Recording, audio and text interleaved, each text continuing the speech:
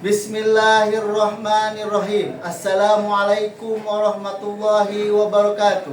Perkenalkan, nama saya Dede Jerry Lahman, guru mata pelajaran Sejarah Kebudayaan Islam di Madrasah Aliyah Yaspi Cantayan, sekaligus sebagai mahasiswa PPG dalam jabatan BIJ 1 tahun 2025 di LPTK Institut Agama Islam Negeri Madura dengan NIM 258110459 dan NPK 1880390221096.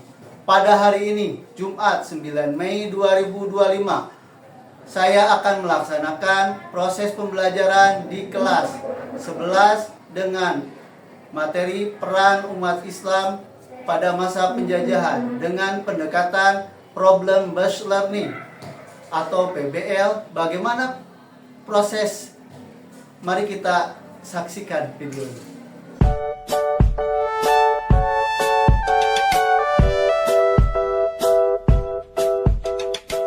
Bismillahirrahmanirrahim. Assalamualaikum warahmatullahi wabarakatuh. Waalaikumsalam. Sehat semua? Sehat? Siapa yang nggak hadir hari ini? Siapa yang nggak hadir hari ini? Sakti. Hah? Sakti. Mana Sakti? Sakit. Oke. Repan. Mana Repan? Tahu. Oke. Yang lain? Esi. Oke. Kita berdoa dulu kepada yang tidak hadir, yang sakit, mudah-mudahan yang sakit cepat disembuhkan, bisa kembali seperti semula. Oke. Kalau kalian kemarin sekarang kabarnya? Baik. Oke, tidak ada yang sakit? Tidak ada. Memaksakan sekolah karena sakit? Tidak ada. Pak Jerry masih di SKI. Sekarang kita kali ini membahas tentang apa? Ada yang tahu? Hah? Materinya hari ini? Tidak. Hah? Belum tahu? Oke, kita akan membahas materi peran umat Islam dalam masa penjajahan. Ya, pada masa penjajahan.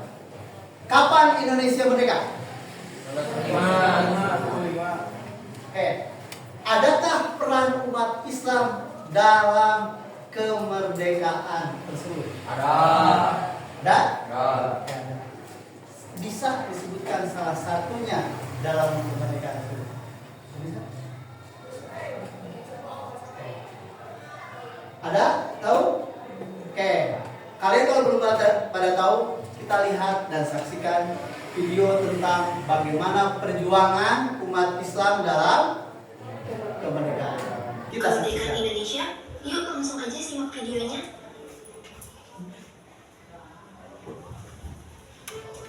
Sebelumnya, kalian pasti tahu kan bahwa kemerdekaan yang Indonesia raih tidak luput dari perjuangan umat Islam yang membantu Indonesia dalam meraih kemerdekaannya. Nah, semenjak penjajah datang ke Indonesia pada tahun 2012, mereka mulai menjajah Indonesia secara halus dan perlahan.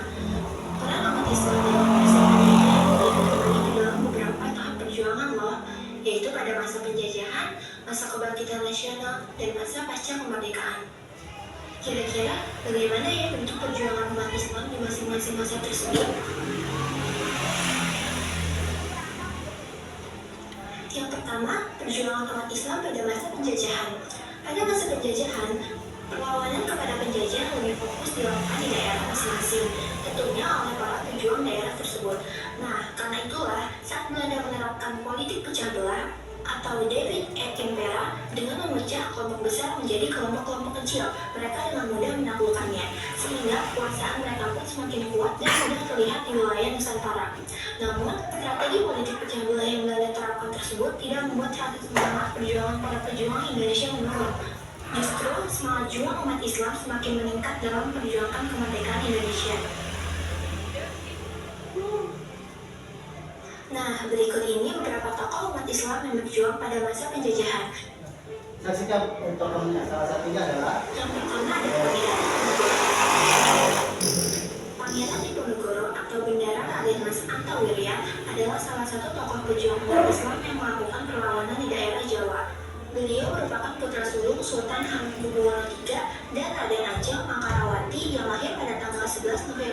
1785 di Yogyakarta.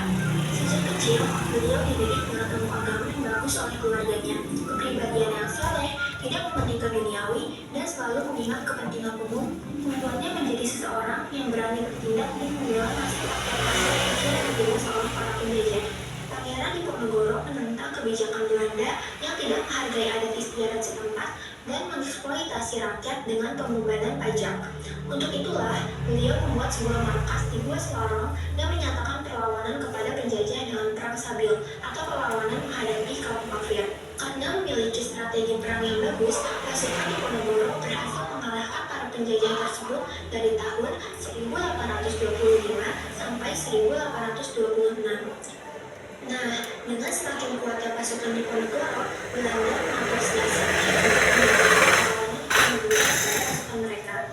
Akhirnya pada tahun 1829, Pangeran Mangkubumi dan Aliran Syekh Prawonojo mengambil keputusan untuk menyerahkan diri sebelum dikalahkan, dan hal tersebut membuat posisi pasukan Diponegoro terdesak dan lemah, sehingga pada perlawanan di tahun yang sama, hampir 200.000 pasukan Diponegoro gugur. Dengan situasi yang semakin mendesak, akhirnya Diponegoro bersedia untuk melakukan perundingan dengan pihak Belanda. Namun, pada saat itu dia justru ditangkap dan dibawa ke Manado hingga wafat di Makassar pada tanggal 8 Januari 1855. Atas jasa-jasanya, beliau diakui sebagai pahlawan nasional dalam keputusan Presiden tanggal 6 November 1973 dan namanya diapresiasi sebagai nama-nama tempat di beberapa kota besar di Indonesia. Yang kedua, ada Teku Umar.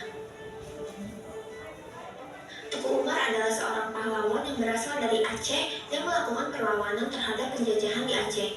Beliau lahir di Meo Labuh, Aceh Barat pada tahun 1854. Sejak berumur 19 tahun, beliau telah berjuang dan terjun ke peperangan yang ada di Aceh. Pada usia ke-20 tahun, beliau menikah dengan anak Ule Belang Mumpang yang bernama Nyak Sofia, dan beliau menikah lagi dengan putri Panglima Sagi 25 Mukim yakni Nyak Maligai untuk meningkatkan derajat dirinya. Selanjutnya, pada tahun 1880, beliau menikahi janda yang bernama Nyak Nyadin yang juga seorang pahlawan. Mereka berdua berjuang bersama untuk mengalahkan para penjajah. Teku Umar menggunakan strategi berpura-pura menjadi antek-antek Belanda untuk mendapatkan senjata-senjata Belanda. Akhirnya pada tahun 1884, beliau diberi tugas untuk membebaskan kapal Nisero yang disandera oleh Raja Tewonom. Pada saat yang bersamaan, Teku Umar menjalankan strateginya dan meminta 32 orang tentara Belanda beserta panglimanya untuk ikut membantu dia membebaskan kapal tersebut. Berita pembunuhan tentara Belanda dan perampasan senjata yang dilakukan Teku Umar telah diketahui oleh pihak Belanda, sehingga saat Teku Umar dan pasukan yang merencanakan penyerangan terhadap Belanda, rencananya sudah diketahui oleh pihak Belanda. Dan karena itulah, rencana penyerangan Teku Umar dan pasukannya tidak membuahkan hasil. Justru saat malam perencanaan tersebut, pasukan Teku Umar telah dikepung dan beliau gugur sebagai syuhada.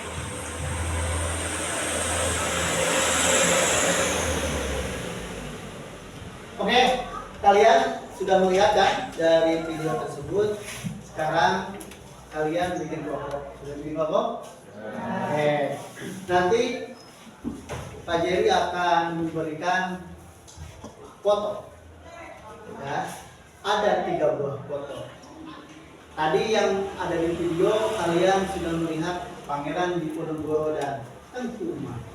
Ya, maka sekarang nanti kalian identifikasi dan cari tahu siapa ketiga tokoh ini. Masing-masing akan diberikan 1 foto. Ya, masing-masing akan diberikan 1 foto.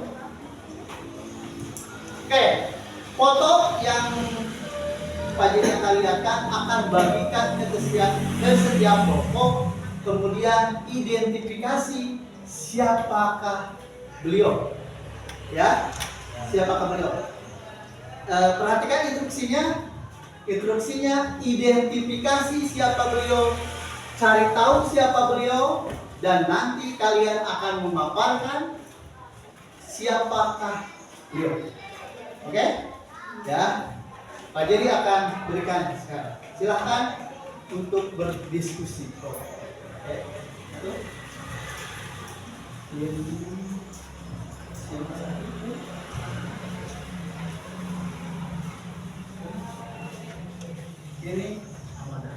silakan untuk berdiskusi.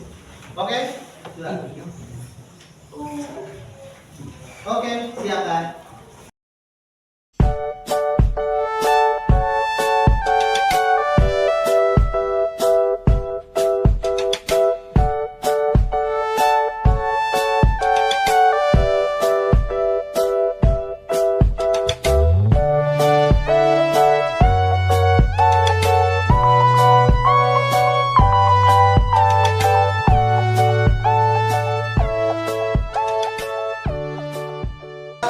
Apa sih pentingnya tiga kelompok tersebut?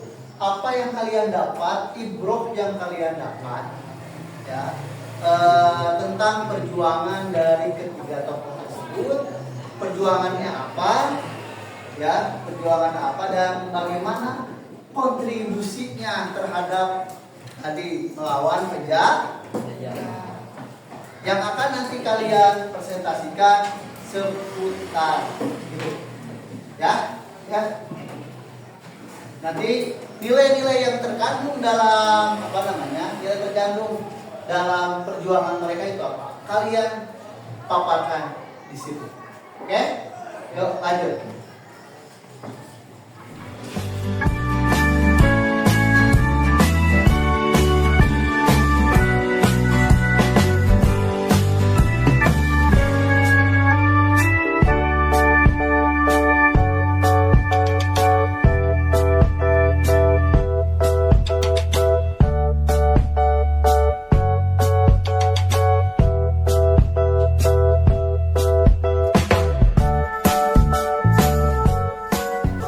Oke, gimana untuk diskusinya?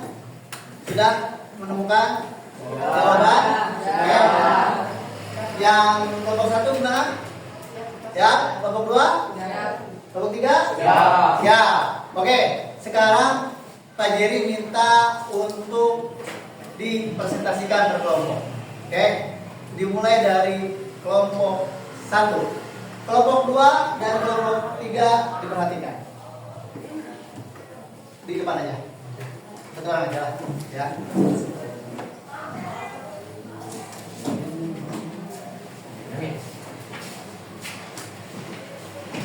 Assalamualaikum warahmatullahi wabarakatuh. Waalaikumsalam warahmatullahi wabarakatuh.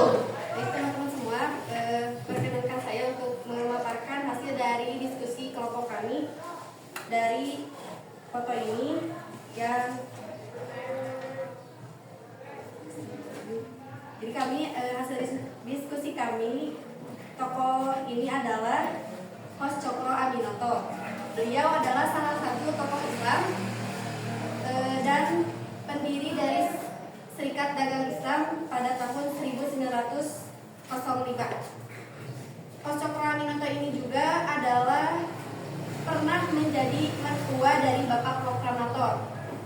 Ada yang tahu Bapak Proklamator ini siapa? Siapa Insinyur Soekarno. Ya. Bahkan dia juga mendidik langsung Insinyur Soekarno. Hos Cokro Aminoto ini juga adalah pemimpin organisasi Serikat Dagang Islam yang didirikan oleh Samanhudi, dan beliau merubah Serikat Dagang Islam menjadi Serikat Islam. Sampai sini teman-teman ada pertanyaan? Kepanjangan dari HOS. Baik, untuk kepanjangan dari HOS ini adalah singkatan, yaitu Haji Umar Said. Gimana, ada lagi yang lain? Yang lain? Udah jelas siapa Hos Cokro Aminoto? Jelas. Oke, kita kasih upload dulu buat kelompok 1.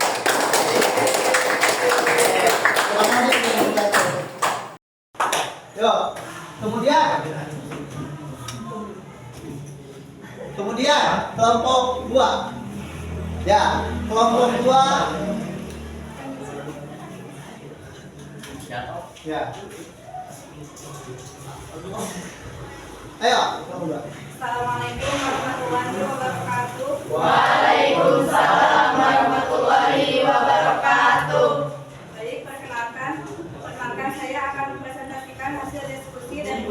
kedua yaitu dari foto ini adalah Kiai Haji Hasyim Asy'ari.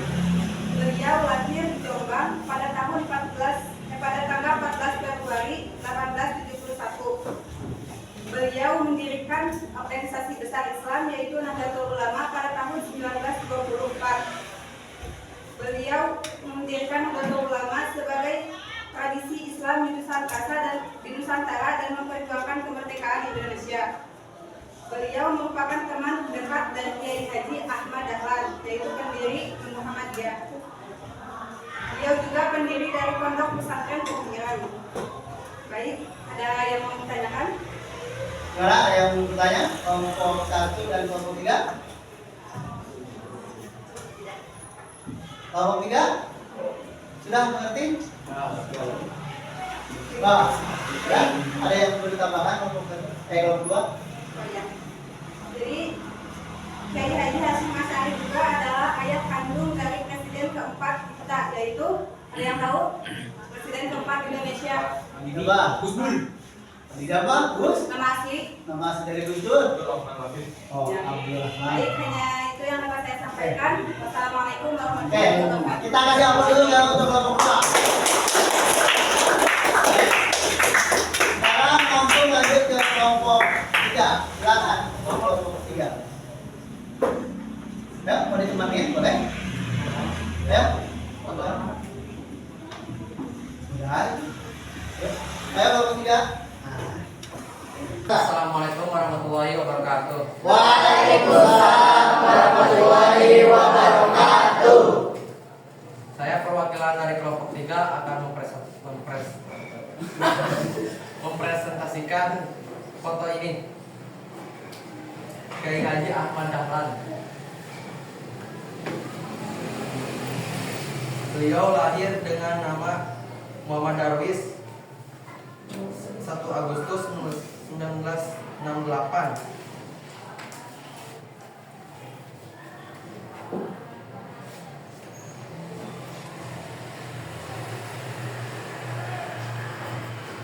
Beliau adalah seorang ulama besar bergelar pahlawan nasional Indonesia yang merupakan pendiri Muhammadiyah. Beliau adalah putra keempat dari 7 bersaudara dari Kiai Haji Abu Bakar.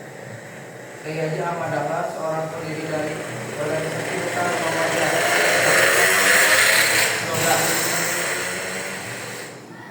Udah? Nah, Ada yang pertanyaan dulu dari kelompok 1 dan 2? Boleh. Salah satu perbedaan antara Muhammadiyah dan Nahdlatul Ulama itu salah satu perbedaannya seperti apa? perbedaannya Ada ditemukan tadi apa Nahdlatul Ulama dan Muhammadiyah? Kenapa beliau mendirikan Muhammadiyah? Apa tujuannya? Oke. min tidak ada. Oke, Tidak bisa. siap. Oke, sudah cukup ya? Ya. Oh, kita kasih aplaus dulu buat kelompok ini. Oke, kalian sudah mendapatkan apa yang kalian dapat dari materi yang telah diberikan, dari tugas apa yang telah kalian berikan. Betul? Ya. Intinya dalam materi ini perjuangan Islam pada masa penjajahan. Ternyata Islam itu berperan penting. Ingat sekali lagi, Islam berperan penting dalam perjuangan kemerdekaan. Salah satu diantaranya tadi yaitu siapa? Pangeran Diponegoro. Kemudian kemudian Kos Cokroaminoto. Kemudian siapa? Kiai Hasyim Asy'ari. Kemudian Ahmad Dahlan. Apa kontribusinya? Kalau tadi Diponegoro berkontribusi terhadap perjuangan rakyat Aceh yang di Diponegoro bukan rakyat tapi siapa? Daerah Jawa. Kemudian di Aceh ada siapa? Tengku Umar dan Cut Nyadin. Mereka cuma daerah-daerah, ya, tidak seluruh Indonesia. Kemudian pada tahun 1905 diawali oleh adanya apa? Adanya perjuangan, yaitu didirikannya Serikat Dagang Islam. Ya. Serikat Dagang Islam ini yang akan menimbulkan atau memunculkan ya pahlawan-pahlawan. Salah satunya adalah Insinyur Soekarno. Kenapa Insinyur Soekarno menjadi berkaitan dengan Serikat Dagang Islam? Karena Insinyur Soekarno dididik tentang pendidikan politiknya oleh Hos Cokro Aminoto. Ya, oleh siapa? Hos Cokro Aminoto. Apa dari kepanjangan dari Hos Cokro Aminoto? Tadi kelompok 1 menjelaskan bahwa Haji Umar Said. Dia bergelar Haji Umar Said. Itu adalah gelar. Hos itu aja gelar. Ya. Nah, kemudian bahkan Islam ini berpeluang menjadi awal mula didirikannya seperti Budi Utomo. Budi Utomo 1908. Tapi Islam sudah mulai duluan. Jadi sangatlah penting bahwa perjuangan Islam memerdekakan kemerdekaan di mana? Indonesia. Kemudian siapa? Kiai Haji Ahmad Dahlan. Setelah pendiriannya siapa? Serikat Dagang Islam yang berproses kemudian menjadi awal mula pendiri-pendiri. Kemudian ada apa? Ada Ahmad Dahlan. Beliau adalah satu atau dua serangkai disebutnya. Ya, dengan siapa? Hasyim Asy'ari. Mereka berdua, baik Ahmad Dahlan atau Hasyim Asy'ari, itu pernah berkuliah atau pernah bersekolah di sekolah yang sama di luar negeri. Ya, tapi ketika perbedaan pendapat, Ahmad Dahlan dan Hasyim Asy'ari pulang ke Indonesia. Ahmad Dahlan mendirikan Muhammadiyah yang berfokus kepada, tadi ada yang tanya, yang berfokus kepada pendidikan modern. Ya, maka dari sampai sekarang Muhammadiyah terkenal dengan pendidikan modern. Universitas-universitas Muhammadiyah itu banyak. Ya, kita buktikan banyak ya Universitas Muhammadiyah. Muhammadiyah juga tidak hanya mendirikan pendidikan tapi kesehatan. Tujuan awalnya Ahmad Dahlan mendirikan Muhammadiyah seperti itu. Ya. Kemudian Hasyim Asy'ari. Kenapa Hasyim Asy'ari berpikir untuk mendirikan lagi Nahdlatul Ulama? Ya. Kalau tadi Ahmad Dahlan itu berproses dalam pendidikan modern, kalau Asy'ari dikenal dengan sarungan atau pendidikan yang berbasis kobongan atau pesantren.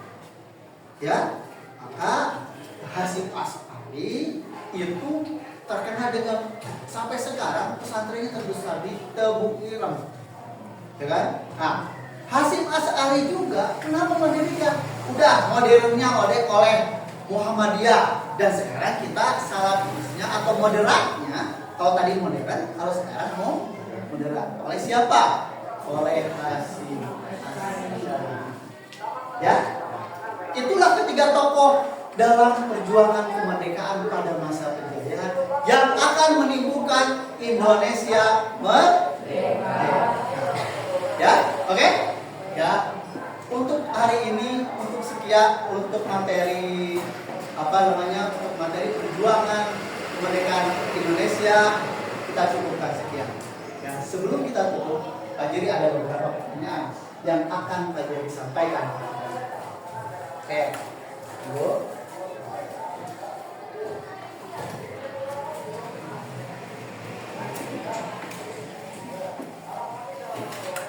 Oke, pertanyaan pertama yang bisa boleh diajukan.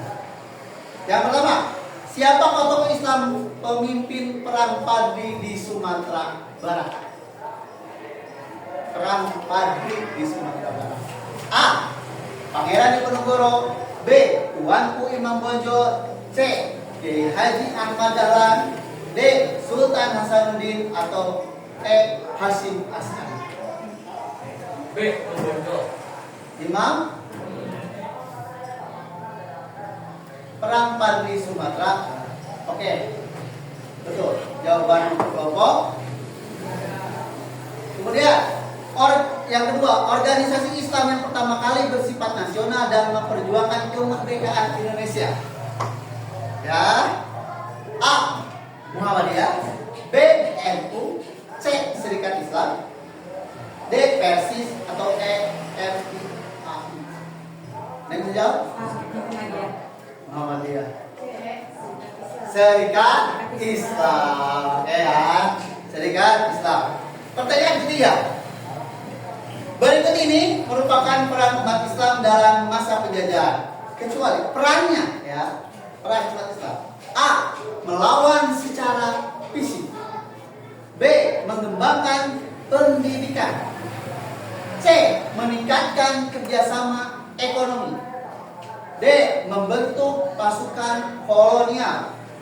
E. Menjaga nilai budaya Islam. B. Menggunakan E. desa. Kebudayaan Islam. B. Kecuali adalah membentuk pasukan kolonial. D. Oke? Ya. Yang keempat, tokoh yang dikenal sebagai, jadi bacakan dulu nama tokohnya. 1. Kiai Haji Hasyim Asy'ari. 2. Tuanku Imam Bonjol. 3. Kiai Haji Ahmad Dahlan. 4. Pangeran Diponegoro. Dan 5. Kos Cokro Aminoto. Dari kelima tersebut, siapa pendiri dari Muhammadiyah? Oke. Itu pertanyaan yang akan mungkin nanti ketika di PAS dan yang lain akan tunjukkan, ya. Nanti Pak Jadi akan kasih tugas untuk yang lainnya, untuk kita akan bahas di pertemuan berikutnya, ya. Gitu. Terima kasih banyak atas perhatiannya. Mohon maaf apabila banyak kesalahan. Kita akhiri dengan pembacaan doa kafaratul majlis. Subhanallahumma wa bihamdika asyhadu an la ilaha illa anta astaghfiruka wa atubu ilaik. Sekian, wassalamualaikum warahmatullahi wabarakatuh. Waalaikumsalam warahmatullahi wabarakatuh. Demikianlah materi pembelajaran yang telah saya bahas pada sesi kali ini. Semoga penjelasan yang diberikan dapat memperkuat pemahaman dan kompetensi kita sebagai calon pendidik profesional. Teruslah berproses, reflektif, dan terbuka terhadap pengembangan diri. Terima kasih atas perhatian dan partisipasinya. Semoga sampai jumpa pada sesi pembelajaran berikutnya. Salam hangat dan tetap semangat dalam menjalani PPG. Wassalamualaikum warahmatullahi wabarakatuh.